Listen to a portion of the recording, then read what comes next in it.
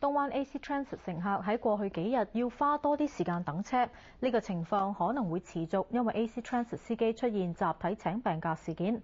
發言人指員工嘅行為係集體抗議 AC Transit 提出嘅新合約，而工會方面就否認。梁偉珊報導。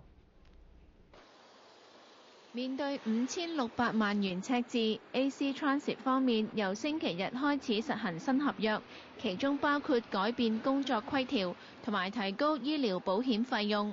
發言人表示，喺過去幾日有大約20%司機，即係超過200個司機請病假。發言人指司機嘅行動係抗議新合約，公司規定3日病假之後需要呈交醫生證明。而請病假嘅員工並非日日都係同樣嘅人，因此唔需要醫生證明。工會方面否認佢哋係故意集體請病假嚟抗議。不論原因，多咗司機請病假已經對乘客構成不便。等車等好耐咯，有時等1個鐘都有啊。等車有時等成個鐘啊，所以我經常去辦咩事都好多時遲到。I've walked 15 blocks so far and haven't seen but one bus.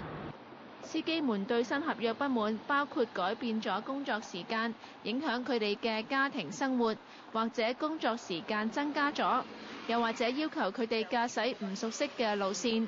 工會認為咁樣係危害安全。工會已經向法庭申請禁制令，但法官延遲作出裁決。而呢一份合約會生效到最少下個星期五，到時會再有聽證會。26台記者梁偉珊報道。